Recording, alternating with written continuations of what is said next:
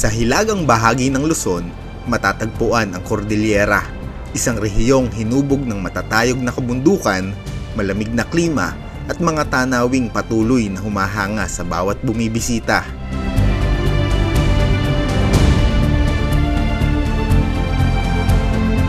Dito rin matatagpuan ang Atok Benguet, isang bayan na tila mas malapit sa mga ulap kaysa sa ingay ng syudad. Sa taas ng kinalalagyan nito, sasalubungin ka ng malamig na simoy ng hangin, malalawak na kabundukan at mga tanawing nagbabago ang ganda sa bawat pagsikat ng araw. Grabe yung experience na pinararanas sa atin ng Benguet. Kaya kung nais mong takasan ang pagod ng araw-araw at maranasan ang katahimikan ng kabundukan, isa ang Atok Benguet sa mga lugar na dapat mong marating kahit isang beses sa iyong buhay.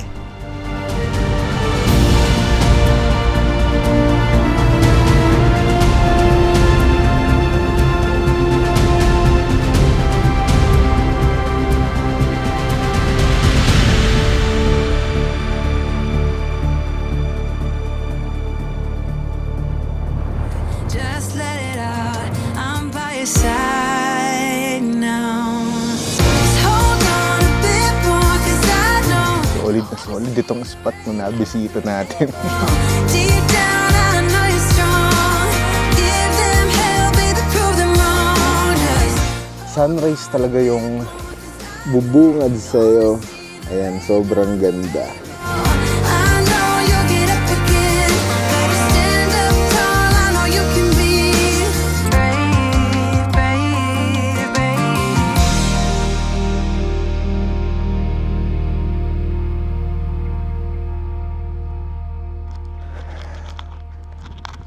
Solid talaga dito sa spot natin. Ayun no, napapansin nyo ba? Medyo makapal yung fog dito sa may gawing likod natin. Dahil ngayon nga pala ay nandito ulit tayo sa Atok Benguet. At yung parting Atok nga pala na nabisita natin ay dito sa may Paway.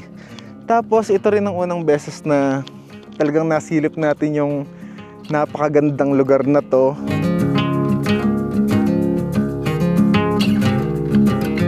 Medyo hinihingal ako kasi parang manipis ata yung hangin sa part na to dahil sobrang taas na talaga natin, men. Kaya yung hangin dito medyo manipis. Siyempre tayo nasanay tayo dun sa parting baba nakatira. Kaya ngayon nung nandito tayo sa may parting mataas dito sa kabundukan ng Benguet, medyo naninibago yung paghinga natin. Pero makakasanayan din natin yan dahil nga tayo ay talagang nahuhumaling na dito sa lugar ng Benguet at gusto ko talaga na balik-balikan yung lugar na to dahil sa tingin ko ay marami pang spot dito na pwede nating bisitahin. Kaya ayun, alam niyo ba kung anong oras na? 2:00 na nga pala ng ngayon ng hapon. Pero grabe, sobrang lamig na dito sa spot natin. Lakad muna tayo dito sa may parting bungad. Dito sa may medyo bangin. Ang dami palang mga gulay na nakatanim dito sa baba natin. Siguro pwede dito na magbabayad ka lang, Tapos pipitas ka na ng mga tanim nila na gulay dito. Sobrang lamig. Para akong nananaginip, alam nyo ba? Ganun yung pakiramdam ko. Sobrang ganda kasi dito sa pwesto natin ngayon. Alam mo yung mga dating lugar na pinapangarap mo lang puntahan, ngayon nandun ka na. Kaya sobrang sa pakiramdam ko. Hindi ako makapaniwala. Saka syempre, masaya ako dahil pati kayo ay nasasama ko dito sa ginagawa natin na pamamasyal dito sa Atok Benguet. I wanna go there someday. I know we're going somewhere into the danger zone.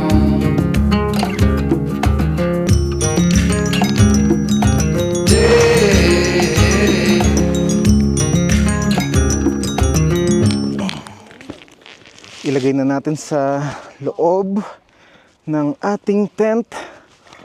yung ating mga gamit. Medyo naninibago ako. Dahil syempre nga, dun sa sasakyan natin na si Isla, pagka tayo nag-setup ng tutulugan natin, talagang sobrang bilis lang. Pero makakasanayan din naman natin tong naglalatag tayo ng ground tent. Yeah. Kunin pa natin yung ibang gamit natin dahil medyo makulimlim na dito. Itong drone natin ng mahalaga, saka yung mga ilan-ilan na gamit natin. Mahalaga lang ay maipasok naman natin lahat para pwede tayong mag-relax, ano? Medyo inaantok nga ako. Ito ba naman yung magiging view natin ngayon? At na-excite na rin ako sa pagising natin. Oras na natulog tayo dito dahil panigurado sobrang kapal ng pag dito. Sana lang yung makisama sa atin yung panahon. Tapos makita natin yung sea of clouds nila dito. Tara na. Ilagay na natin itong mga gamit natin. Whew.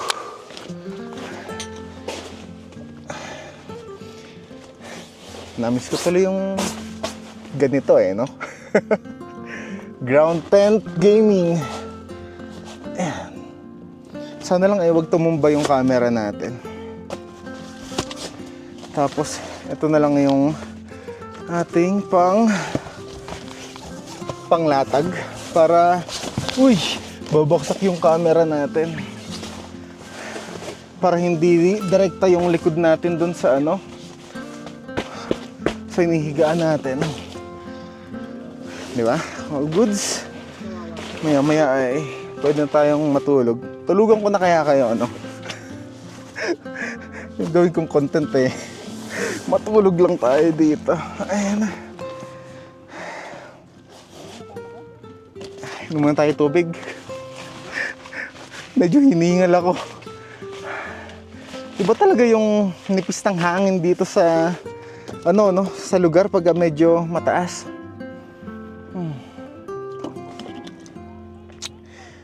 Parang nakapos ako ng hininga. Ito pala, ayusin ko lang tong natin. Itong sa may pinto. Para maganda yung view natin. Pagka sumisilip tayo, maganda yung nakikita natin sa labas.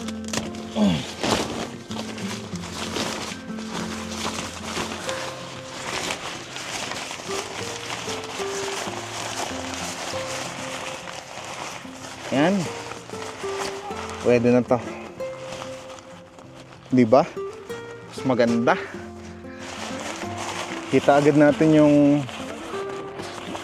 magagandang bundok dito sa paligid natin.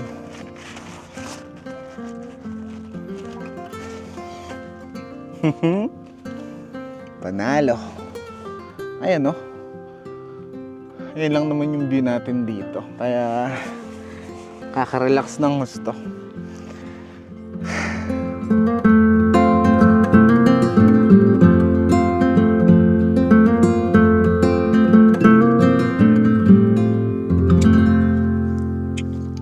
Medyo mag-ayos na tayo ng mga gamit-gamit natin. Alam nyo ba, ang dala lang natin ngayon, baso, itong bowl natin, saka itong kutsara natin. Yung talagang pinagkasya ko lang dito sa bag natin Tapos ang mahalaga syempre, ilaw natin, itong Autask, pang matagalan kasi natin to na gamitan. Tapos itong ating Swante na ilaw. Ayan, sa tingin ko naman pwede na yung setup natin na to, Kasi naman pahinga lang talaga gagawin natin dito ngayon at tayo magtatambay-tambay lang. Gusto ko lang rin na i-video sa inyo at ipakita para syempre napasyal na rin kayo. Ito yung ating sleeping bag dahil panigurado mamayang gabi ay sobrang lamig dito. Ito pala yung kalanadala natin. Di ko alam kung makakapagluto ba tayo. Pero ang baon kasi natin ngayon yung madadali lang kainin tulad ng cup noodles. Tapos kanina bago tayo makarating dito kumain naman na ako, kaya medyo busog-busog naman na ako. Kailangan nga pala natin ng ating unan. Sana lang kayanin ng baga natin na hipan to, no?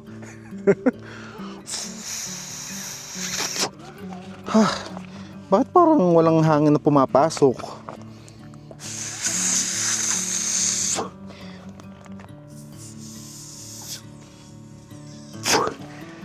Baka mamaya magkaroon ako ng beke nito.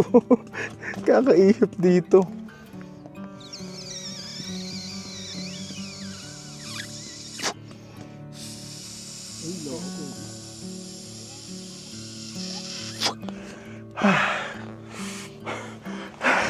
Kinakapos ako ng ng oxygen. Teka lang, wait lang kayo. Kakayanin natin yan.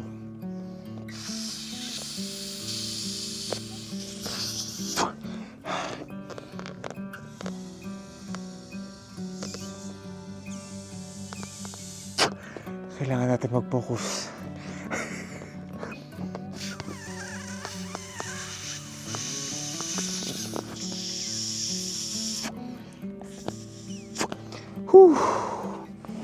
Sumakit yung ko. Sumakit yung panga ko. Ayan, meron na tayong mahihigaan para mamayang gabi ay all goods na. Simpleng tulugan natin sa kalikasan. Pero simple man yung higaan natin ngayon, ang mahalaga, bongga yung view natin dyan sa harap natin. Na-excite ako na medyo lumapit na sa atin yung fog. Dahil panigurado mamayang gabi, yung fog nandito na lang sa sa pwesto natin. Tapos sobrang lamig nun. Sky is turning red, and I don't know if it's forbidden or beautiful. Yeah, blue sky is turning red, and I don't know, should I be scared or grateful? How can I see the beautiful?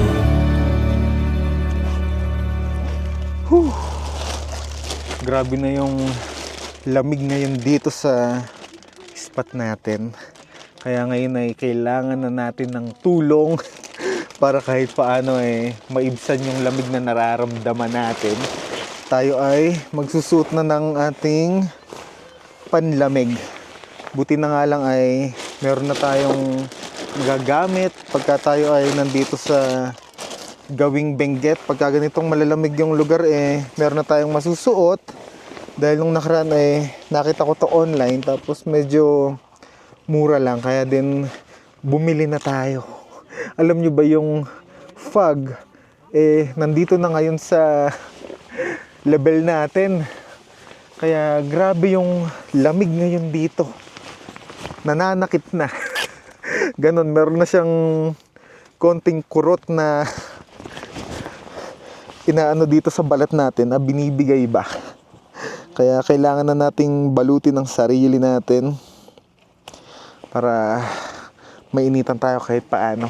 Sana lang gumana tong jacket natin dahil ngayon pa lang natin siya masusubukan dito sa ganitong klima. Bagay ba sa maming nyo? Gara ng tawa ko na yun, ano? Testingin natin. Oh! Narinig nyo ba ako na maayos yan? Medyo bukas natin yung part na to. Ayan, no? Sakto! Gusto nyo maglakad-lakad tayo sa sa labas para mapasyal kayo dahil medyo malapit na rin maggabi. Alas 5 na ngayon ng hapon. Ako na-enjoy ko talaga kasi na na tumambay muna dito sa loob ng tent natin. Ayun, kapal na ng fog dito ngayon. Tapos, ayun, merong mga ibang campers dito. Ayan sila. Hello po sa inyo. Ayan sila yung mga taga Pampanga din. Ayan, mga kabaryo natin. Ayan, shoutout sa inyo. Tara at ilalakad ko na kayo dito. Sarap na maglakad-lakad pagka ganitong malamig. Sulitin na natin.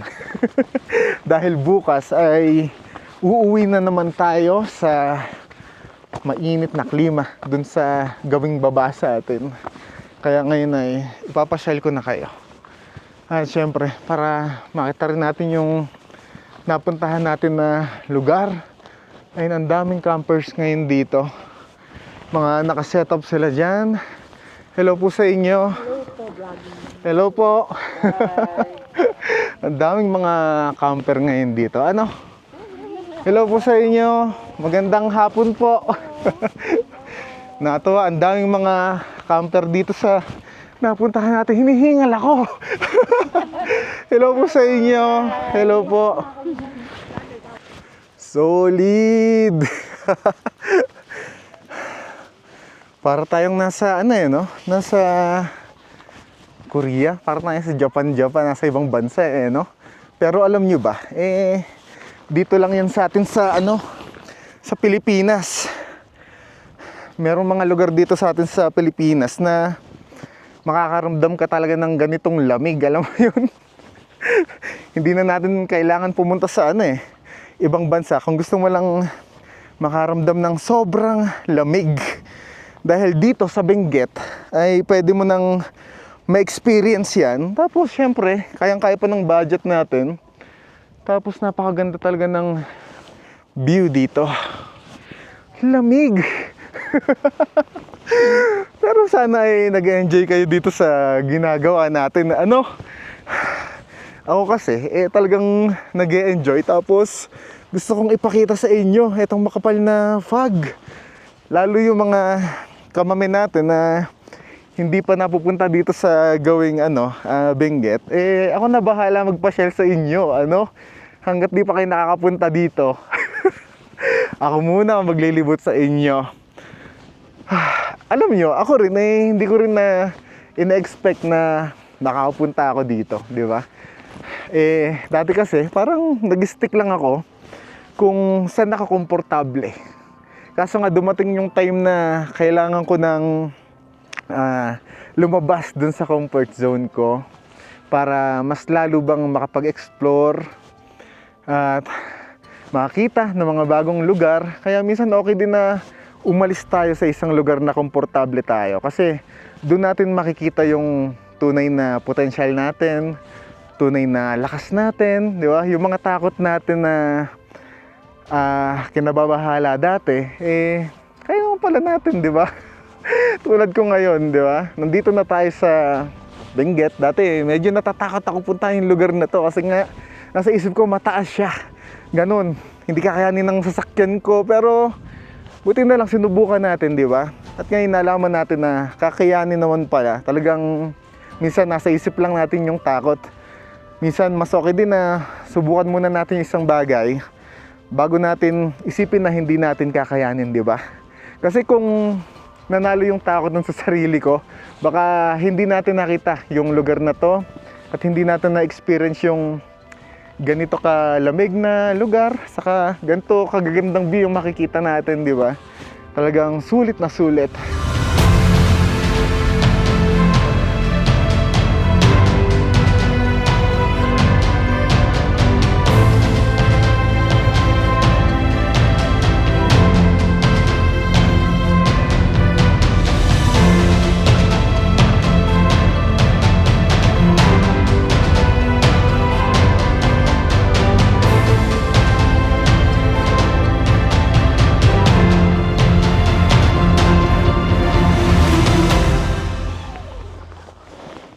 Pasok muna tayo dito sa tent natin.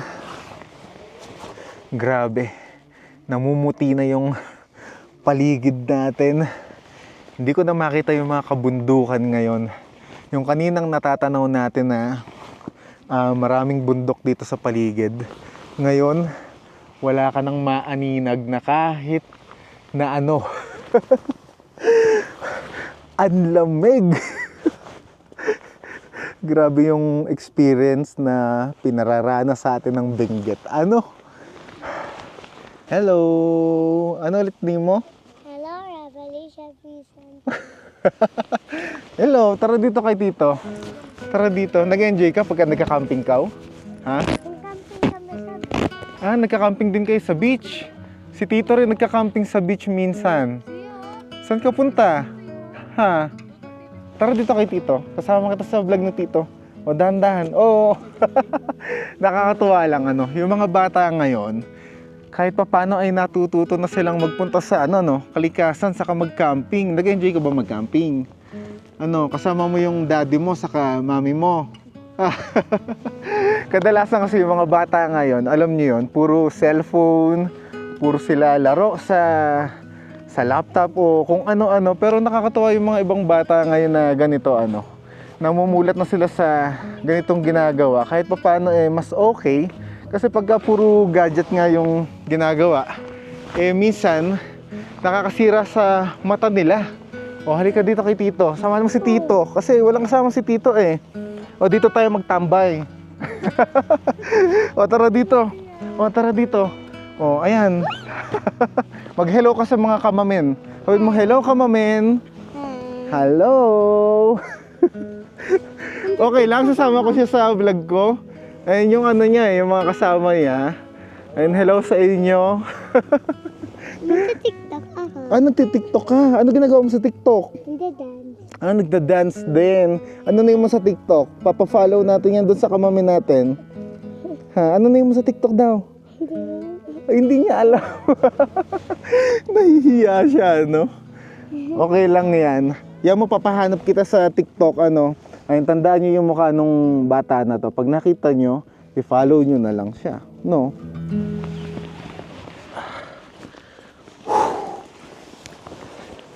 Wala na talaga tayong ibang matatambayan kundi itong tent natin dahil grabe talaga yung lamig sa labas. Tapos kainin na rin natin yung sinigang na binigay sa atin ng kapitbahay natin dito. Saktong-sakto sa malamig na klima. Ayun, kitang-kita nyo naman siguro sa likod natin. Wala na. Puting-puti na lahat. Yun yung mga nakikita ko ngayon dito sa paligid natin. Higop na tayo ng sabaw ng sinigang. Sarap ng lasa. Maraming salamat ulit sa mga kapitbahay natin dito na mga taga Pampanga at binigyan nila tayo ng sinigang na baboy. Ang kainin na natin.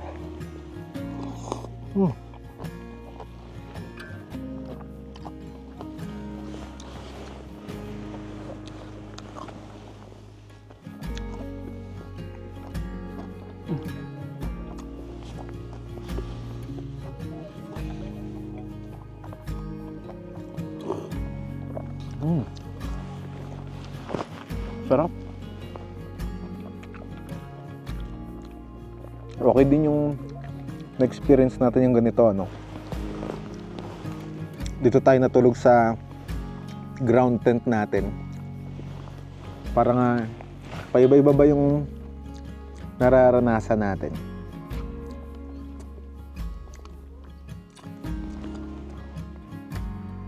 Pero sa susunod siguro, kay isla ulit tayo matulog. Medyo ninibago ako.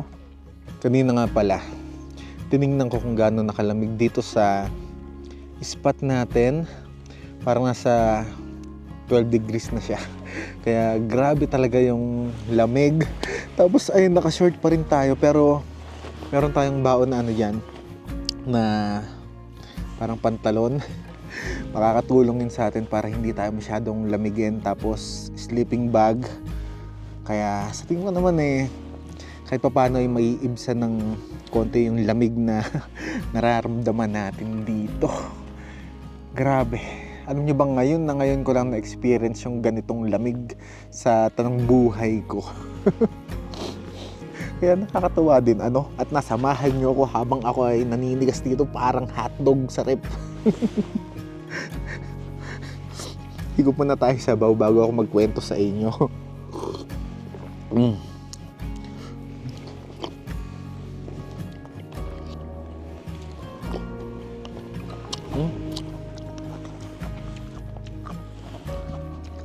Pag talaga sa ganitong lugar ka, masarap kinakain mo.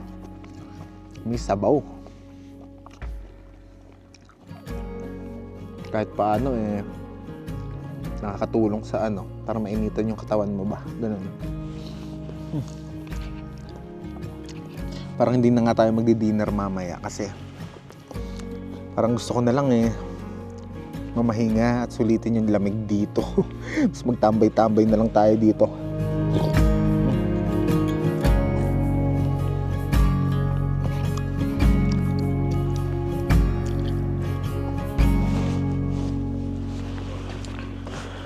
Ito na yung susuot natin para hindi tayo pasukin ng lamig dito sa hita natin saka sa binti. Itong pantaas naman natin parang tumatalab naman siya kahit paano. Walang lamig na pumapasok sa katawan ko. Itong part na hita na lang talaga. Alam nyo, pagbalik natin dito sa susunod, sisiguraduhin ko talaga na kompleto na yung panlamig natin.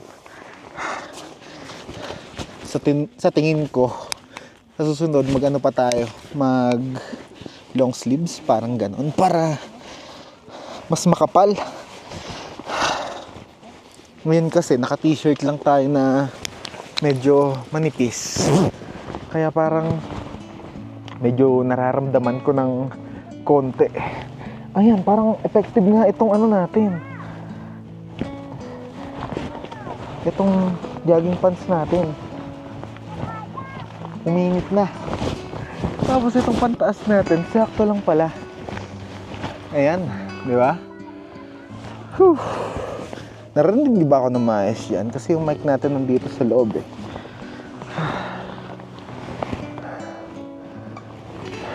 Hindi ko kayo maipasyal sa labas kasi grabe talaga yung lamig. Ayan Dito na lang muna tayo sa higaan natin. Sakto tayo dito. Itong pala natin, itong pantakip sa tent, talagang pang solo lang talaga.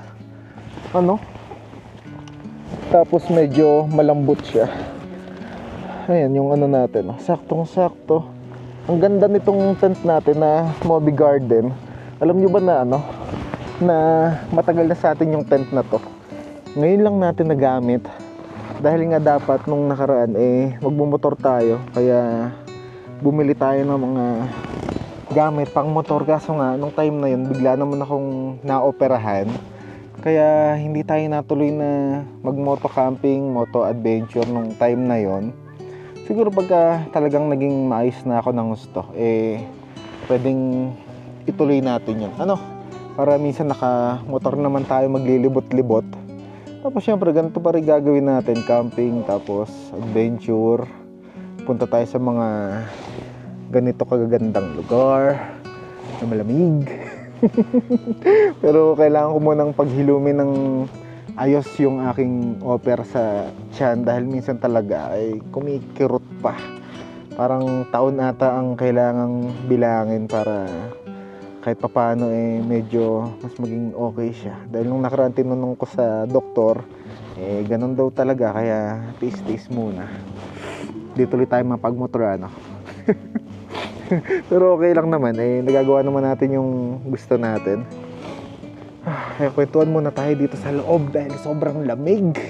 kanina nagpanic attack ako. Alam mo yung, grabe talaga yung naramdaman ko. Para akong nakababad sa yelo, ganun.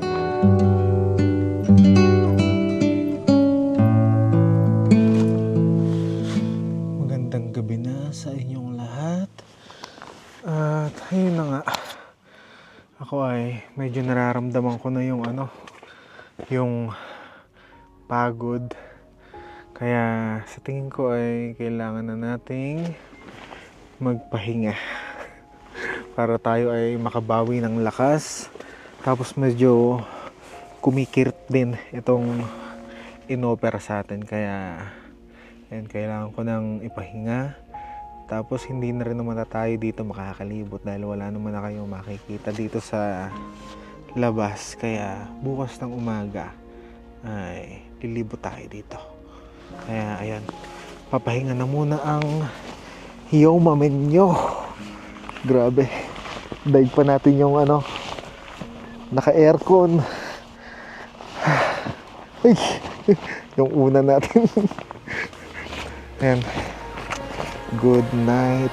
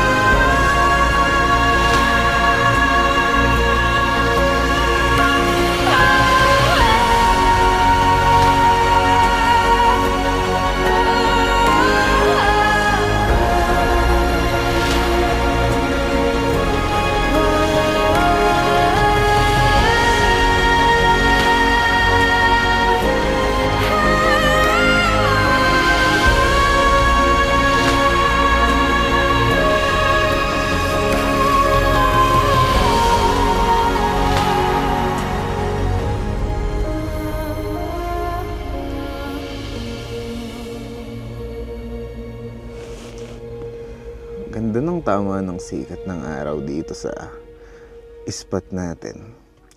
Ngayon ay may idea na ako kung bakit Golden Sunrise Campsite yung naging pangalan nitong napuntahan natin. Dahil nga ngayon, pagising mo sa umaga, sunrise talaga yung bubungad sa'yo.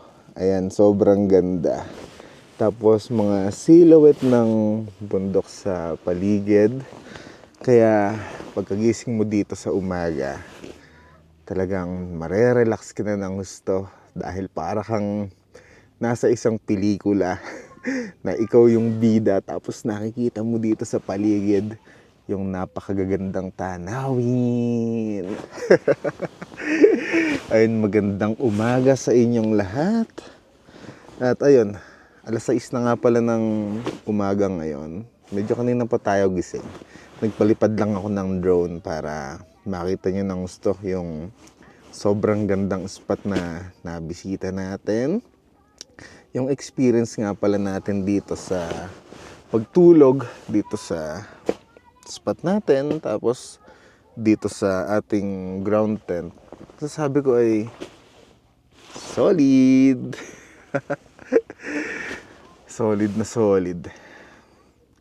Diba? At least ngayon, iba naman yung nagawa natin. Sa ganito naman tayo natulog. Ayun, ang dami nating kalat. Daming kalat dito sa tent natin. Susunod ay pag-isipan natin kung paano ba natin maiayos to ng mas maganda. Grabe yung ko dito, guys. Yung pisngi ko medyo namumula-mula. Let's do this. Labas muna tayo para maarawan tayo. Dahil nga kagabi ay talagang punong-puno ng fog dito sa spot natin. Kaya yung katawan ko ba ngayon naghahanap na na maaarawan tayo. Pakita ko sa inyo yung nangyari dito sa tent pala natin. Ayan, basang-basa siya. Sobrang lamig eh. Nag-moist talaga ng gusto. Para siyang binasahan ng tubig. Alam niyo, buti na nga lang hindi umulan dito kagabi. Dahil nung nakaraang gabi daw medyo umulan pa dito kaya sobrang lamig. Kahapon sakto lang naman.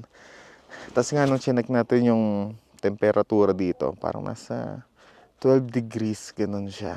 Kaya sobrang ginaw talaga. Tapos nung madaling araw, mas lumamig pa ng gusto. Hindi ko na lang na-check kung gaano kalamig dahil siyempre ako gusto ko nang sulitin yung pagtulog dito sa magandang spot na nabisita natin. Saka para din makapagpahinga nga tayo. Dahil medyo malayo din yung biyahe papunta dito sa spot natin. Kaya yun ang maganda. Yung unang gabi natin dito sa Benguet, papahinga talaga natin. Sarap ng araw. Tambay-tambay muna tayo dito. Sinusulit ko na ng gusto yung sikat ng araw dito. Dahil baka mamaya bigla na namang mabago yung panahon dito. Tapos bumaba na naman yung fog. Hindi pa natin kabisado yung dito yung panahon nila. Kung anong oras bumababa yung fog. Baka mamaya ngayong umaga ayun, biglang bumaba. Kaya sulitin na natin yung tama ng sikat ng araw para mainitan tayo. Yung Mount Pulag nga pala ay halos nandito lang sa harapan natin. Tapos ang dami yung mga karugtong na bundok dito sa paligid. And siguro naman natatanaw nyo dyan ngayon. Ganda ng silhouette ng mga bundok dito. Ang dami pang mga spot dito na gusto kong mapuntahan natin. Daming repolyo. Punta natin si Kuya na nag-harvest dito.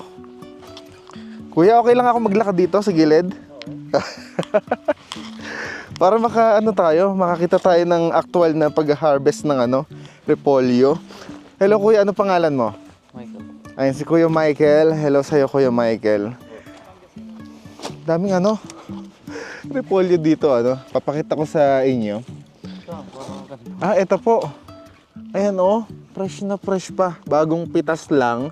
Pwede ba mag-harvest dito Kuya? Magbabayad lang ganon? Pwede naman pala. Pagka kayo nabisita dito sa spot, parang magbabayad lang kayo kung ilan siguro yung mapipitas nyo, kung ilang kilo, ganon. Question pa yung ha-harvest mo ngayon. Doon pa sa may gawin na yon. Tara. Pwede pa doon. Pwede ako maglakad-lakad doon Kuya? Si Kuya kasi naglalagay pa ng mga repolyo. Pero meron pa dito mga tanim-tanim Kaso kailangan nata medyo malaki na Kuya? Medyo lumakad tayo sa part na to para mapasyal kayo sa taniman ng repolyo. Alam niyo, pansin ko dito sa kabundukan ng Atok Benguet. Ang daming mga tanim na kung ano-anong gulay sa bundok nila. Yung iba kasing lugar na napupuntahan natin, puro palay. Dito pansin ko puro ganitong gulay yung meron sila. Saka dito humahango yung mga tigababa para ibenta sa atin. Bali, ang layo ng pinanggagalingan ng mga gulay na kinakain natin.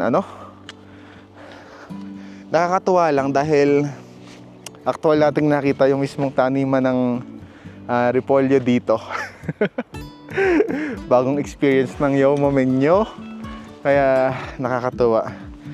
Ganda ng bulaklak na to. Kulay violet.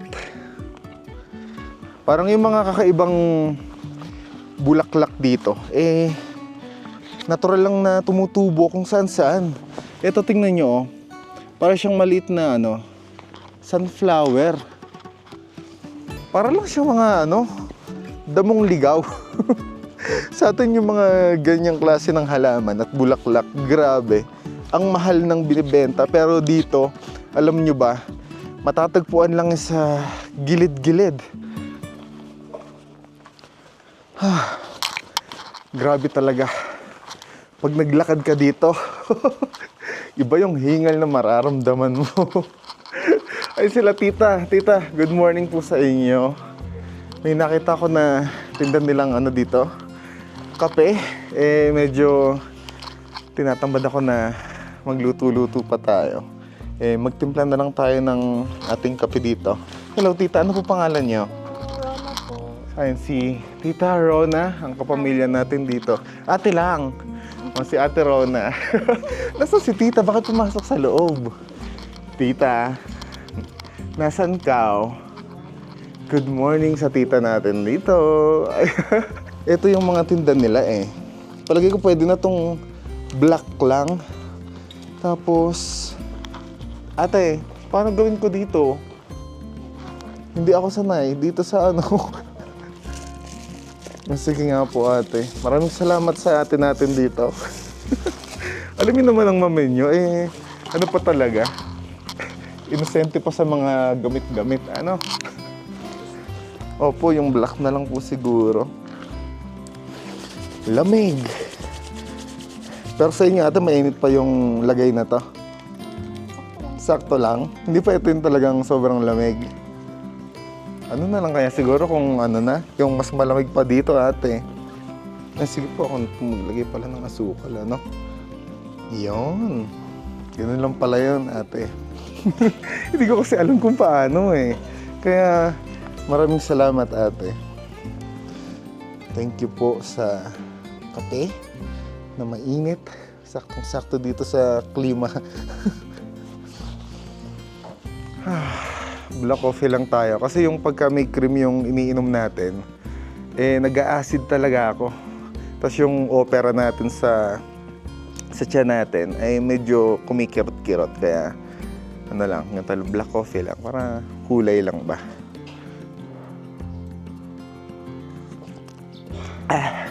Ang init pa pala. Dito tayo sa paboritong spot na natambayan natin. Daling ko kayo dito. Kahapon dito na tayo tumambay Pero ngayon uulitin natin. Dahil sarap magkape dito.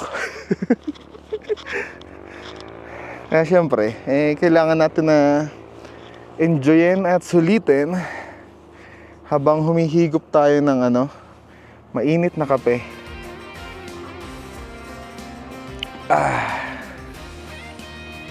Isa lang masasabi ko talaga dito sa lugar ng Benguet,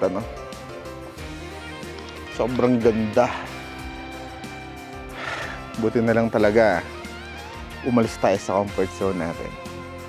Dahil kung hindi natin masisilayan yung mga ganito kagagandang lugar, Do us, don't watch. So let's get to it. Let's get it done. Let's step it up a notch. We can do it. We can get it done. And do us, solid na solid itong spot na nabisita natin. watch us